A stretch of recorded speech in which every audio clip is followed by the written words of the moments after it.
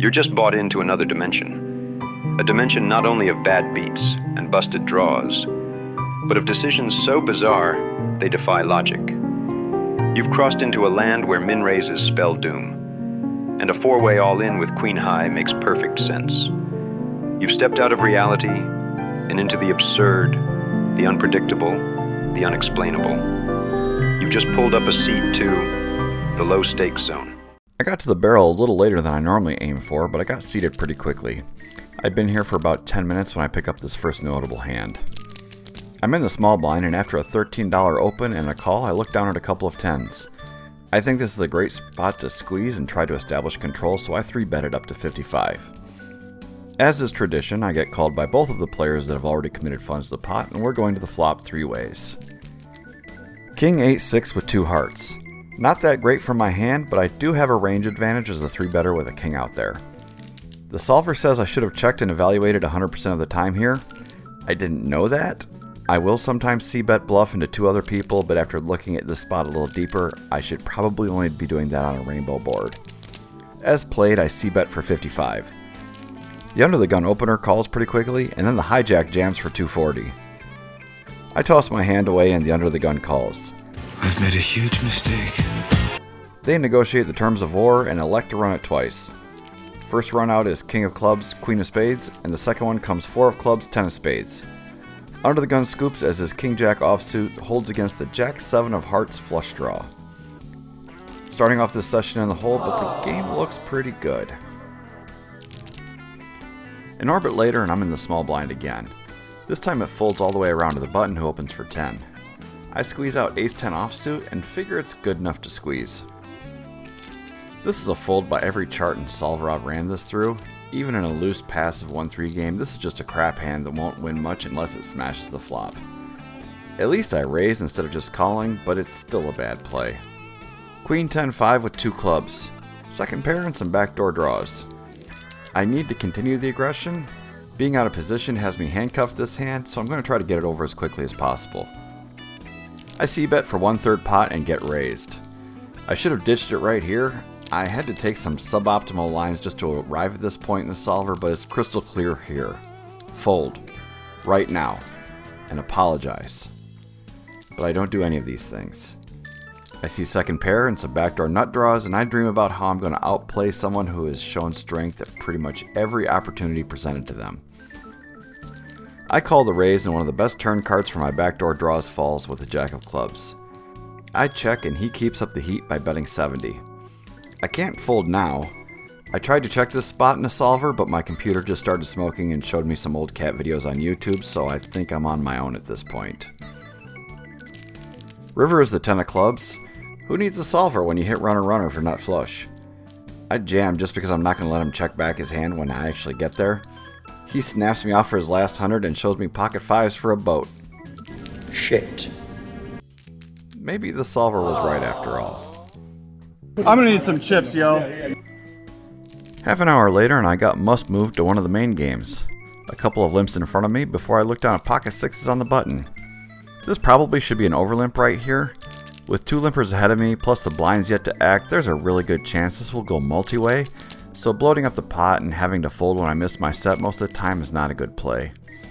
Aggression is usually a good thing in poker, but tonight it seems my timing and logic are a little off. In the moment, I raise it up to 20, and as predicted, I get called by the small blind and both limpers, so we're 4 ways to a flop. King 7-6 with 2 hearts. I flop bottom set on a multi-way connected board. I guess this is why I raised. To win big if I hit. The small blind leads out for 15 and the low jack calls and it gets over to me.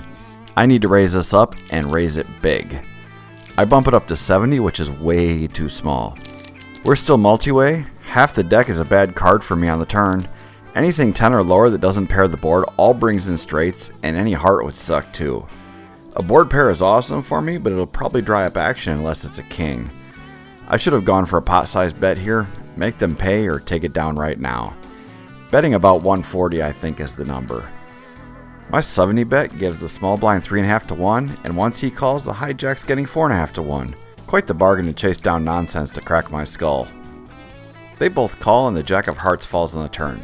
Now I'm in a shell, just hoping the board will pair the river. Small blind leads out for 100 and the low jack calls. One of these guys most certainly has a flush. It's early in the night, but I think I might have to use my one time here. I don't get it out in time, so the dealer doesn't give me the board pair I need. 8 of spades brings a few straights in to join the flush at the front of the pack. Small blind leads for another 100 and the low jack calls again. I sigh and call because 8 to 1 is too good to pass up, even though I know there's way less than an 11% chance I'm winning this hand. Small blind turns over king jack offsuit like it's the nuts, and then the low jack reveals 10-8 of hearts for the flush. I knew it was out there, but I insisted on paying it off. Stupid! You're so stupid! For this hand, I thought I would mix it up a little bit by showing you what my poker face looks like when I look down at queen 10 offsuit and raise it up to 20. Let me know in the comments if you like these new camera angles. I'm trying out new stuff here. No one at the table seems impressed by my new vlogging style or my bet, as I get called by the middle position, hijack, cutoff, and under the gun, and we go to a flop 5 ways. Ace 6 6 2 diamonds. I've been here for almost an hour and a half. It would be nice to actually win a pot at some point.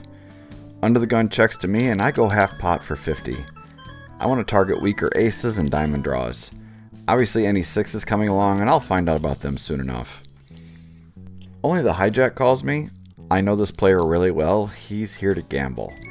I think he puts the money in just to see the look on your face when he nukes you, so he could be in there with just about anything. Turn is the 9 of spades. That really doesn't change much. I continue for 75 and he calls once again. I've got my mind made up that if he has a 6, he's just getting my chips. But I know he'll call off with just about any ace-x, so I'm going to keep hammering. River is the 7 of hearts and I fire out 110. He thinks for a few beats before returning his card to the dealer. Not sure what he was chasing, but he didn't get there and I finally win my first notable pot. Hopefully we can start turning things around here.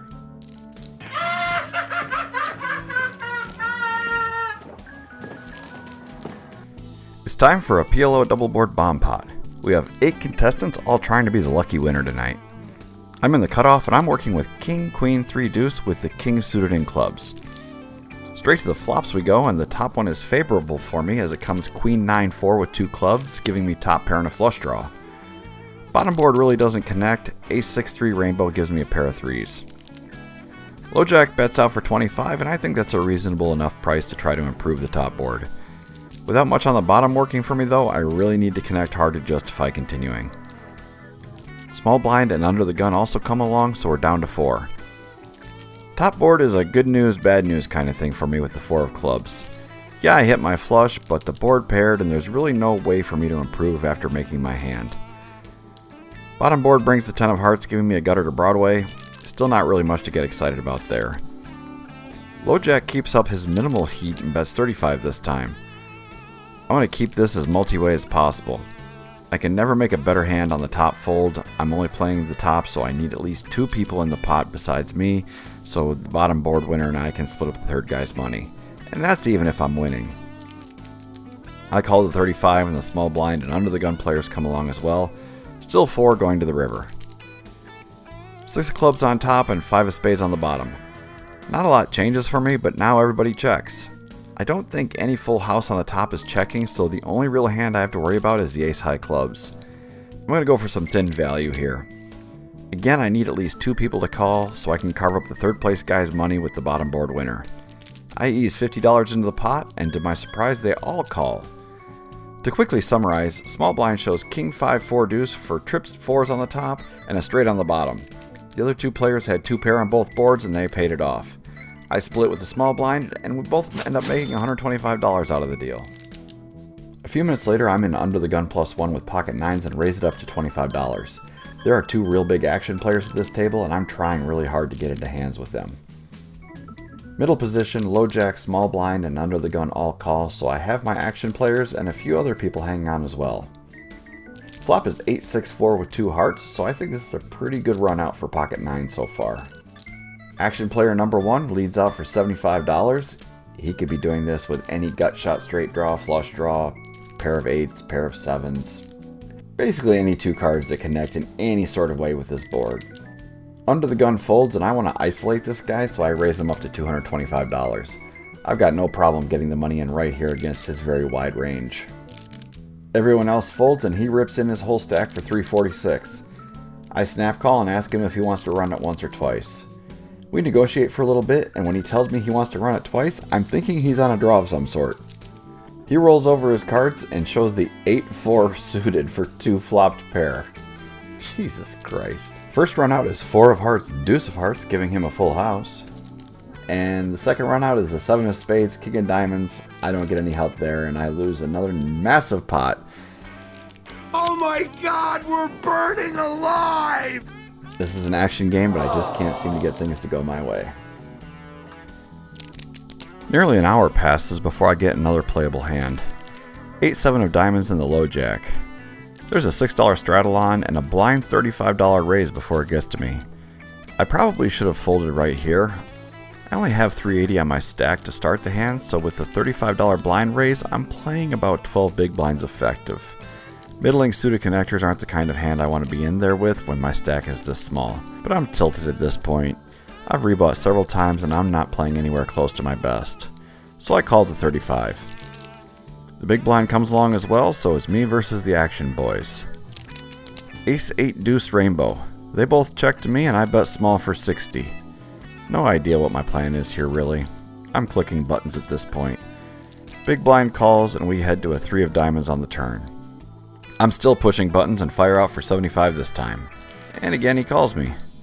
River brings a king and we both check. In the moment I declare my hand and say that I think it's good. But it wasn't. He shows me the ace-4 offsuit and I ship another 170 across the table. I rebuy for 300 and in the very next hand I pick up queens, this time in middle position. Under the gun straddles and I go for the old limp raise trick. I normally hate this play because it just screams aces or kings, but against these action players I don't think it matters. I could turn my hand face up and they still give me action just to see if they could crack me. I limp and the hijack makes it 20. Small blind and under the gun both call before I spring the trap to 120. Hijack folds. The small blind is truly pained and takes quite a while before returning his card to the dealer. He later said if under the gun wasn't behind him, he would have called with the 5-3 of spades, and I don't doubt him for a minute. Under the gun calls and the flop comes ace high. I'm so rattled at this point I don't even know what to do. Do I check? Do I bet? Do I just start crying? These all seem like viable options. Under the gun checks and I check behind, just hoping to get a check down. Turn pairs the 10 and he jams for 140. I just muck. I hate this game right now. I'm rattled and I'm just wishing for something to hold up. It's getting pretty late, almost 1 o'clock in the morning. I know I'm not going to walk out a winner, but maybe I can shave a little bit off the loss column. For this last hand I'm going to go over, I have the 7-5 of diamonds on the button. There's a couple of limps in front of me before I bump it up to 20 bucks.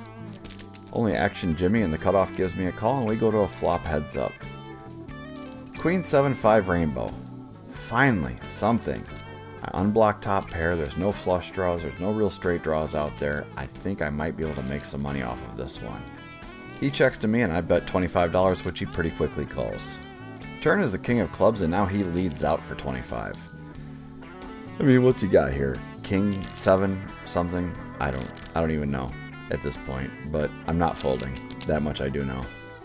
He bets the 25 and I call pretty quickly. River's the 4 of clubs. He leads out for 50 and I can't see how that card would help anybody. I call and he shows me exactly how the 4 of clubs can help somebody when he rolls over the 8-6 of diamonds for the river nut straight. 120 more going the other way and I've had just about as much fun as one person can have in a night.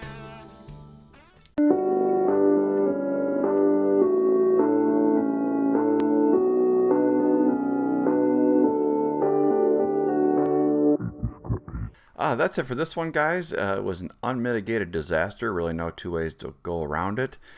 Down for about 1,200 in the session. Just nothing seemed to go my way. I misplayed a lot of hands, and I also ran bad, and that's usually not a good combination. As far as an announcement for the channel, I'm pretty much in poker jail right now. I was trying to live off the poker bankroll, and between some bad runs and living expenses, the money just kind of ran out. So we're kind of trying to regroup right now. I'm going to be doing some online play. Going to try to actually run up some micro stakes. I've got enough money to live off of, but it's not enough money to play even 1-3 right now. So we're going to try to spin up some micro stakes and see how that goes. I don't know if anyone has interest in that, but that's what we're going to be doing on the channel for now. I'm also the commentator for the OG Clubhouse, their 1-3 no limit game every Wednesday night. I'm going to put a link down in the description. You guys can check out their channel so you can hear me talk about poker, even though don't seem to be good enough to play poker right now. So come check that out. Check out the changes I'm going to have in the channel. We're going to be getting back on our feet here soon enough. We've got some new business prospects happening outside of poker that are looking promising to put some more revenue into the pockets. So hopefully that bankroll will be up and running again in no time. It's the first time in 5 years I've had to put money back into poker, which kind of sucks. But it is what it is. I'm going to be honest with you and let you know where I'm at. So thanks for watching. Stick with us as we transition into a couple of new channels, and we'll see you in the next one. Thanks for watching, guys.